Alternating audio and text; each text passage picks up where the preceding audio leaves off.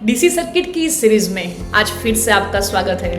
ये है हमारा पार्ट 4। अगर पार्ट 3 के दौरान आपको कोई भी डाउट, कंफ्यूजन, उनके रिलेटेड कोई भी टॉपिक में आपको हेल्प चाहिए तो don't forget to do comment below. I will try my best to help you in the best possible वे।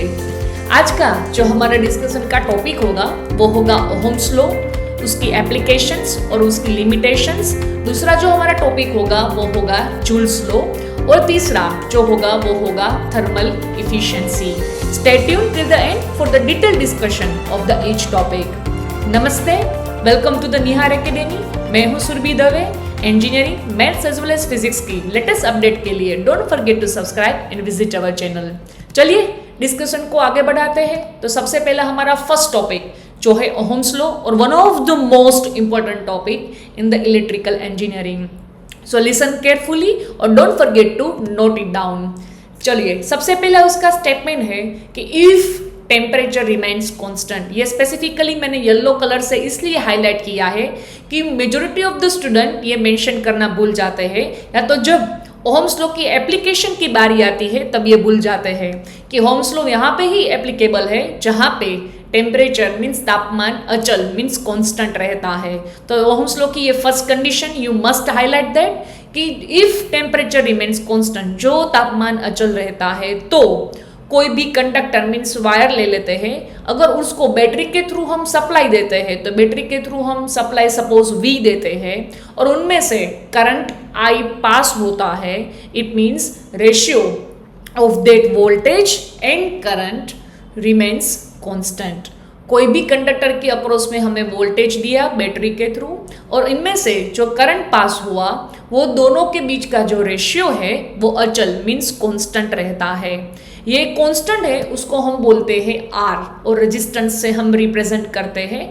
और अगर ये रिलेशन के थ्रू हम देखें तो उसका हम एक ग्राफिकल रिप्रेजेंटेशन दिखे तो ये दर्शाता है कि वोल्टेज और करंट के बीच में जो रिलेशन है वो लीनियर है। ये second point you must note कि ओहम्स लॉ की फर्स्ट कंडीशन तापमान अचल मीन्स टेम्परेचर कांस्टेंट रहना चाहिए, और ये दूसरी कंडीशन है कि वोल्टेज और करंट के बीच में जो रिलेशन है वो लीनियर है। मीन्स वोल्टेज बढ़ेगा उनके ही प्रपोर्शन में इतना करंट बढ़ेगा, अगर वोल्टेज की वैल्यू घटेगी तो करंट की वैल्यू भी घटेगी, ये दर्शाता है। चलिए अब नेक्स्ट टॉपिक की ओर बढ़ते हैं, वो है उनकी एप्लीकेशंस कि ओहम्स लॉ हम कहाँ पे यूज कर सकते हैं। तो सबसे पहले हम ओहम्स लॉ के थ्रू रेजिस्टेंस, ये जो फॉर्मूला हमें मिली V/I = R, इनमें से हम R फाइंड कर सकते हैं। दूसरा ओहम्स लॉ का जो एप्लीकेशन है वो है हम उसमें से V फाइंड कर सकते हैं। V/I = R है तो I है वो डिनोमिनेटर में है, सामने की तरफ जाइए तो न्यूमरेटर में, मीन्स V = IR फॉर्मूला के हेल्प की मदद से हम कोई भी सर्किट में वोल्टेज ड्रॉप और कोई भी कंपोनेंट के अक्रॉस में वोल्टेज ड्रॉप फाइंड कर सकते हैं। और तीसरा, कोई भी सर्किट में सपोज एक से ज्यादा रेजिस्टेंस प्रेजेंट है तो उसका इक्विवेलेंट कंबाइंड मिलके उसका वैल्यू कितनी होगी वो हमें जानना है, तो हम ओहम्स लॉ यूज करेंगे। अब बढ़ते हैं लिमिटेशंस की ओर। तो ओहम्स लॉ के जो लिमिटेशंस है उसमें सबसे पहला है it is applicable to resistors when it comes to AC circuit. AC circuit में तीन मेन कंपोनेंट है, रजिस्टर, इंडक्टर और कैपेसिटर। उनमें से ओहम्स लॉ है वो रजिस्टर्स के लिए ही है, इंडक्टर और कैपेसिटर में हम अप्लाई नहीं कर सकते हैं।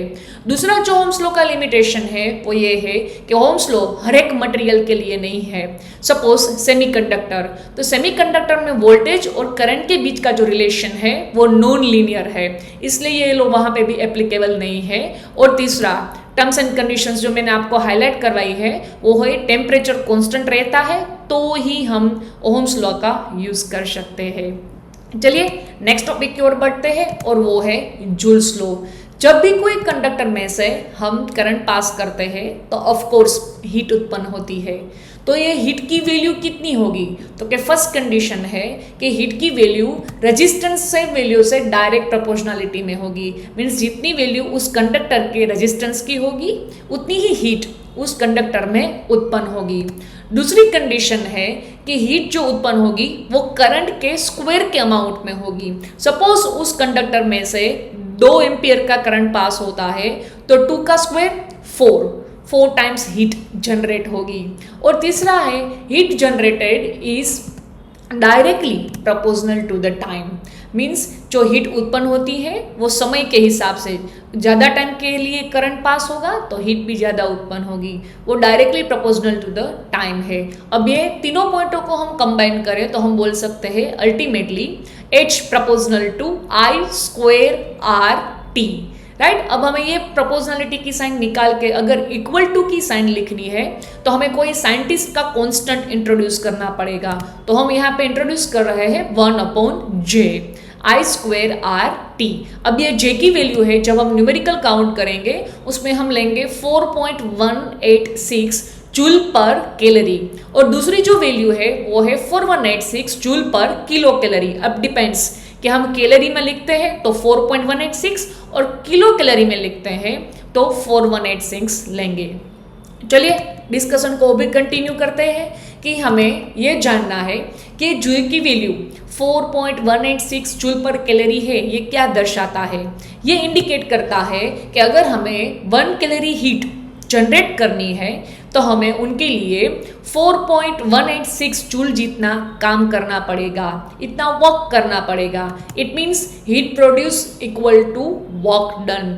और वर्क डन के बारे में हम अगले पार्ट में डिस्कशन कर चुके हैं। अगर आपने कोई भी पार्ट मिस किया हो 1, 2 और 3 में से तो kindly go through it for the better understanding.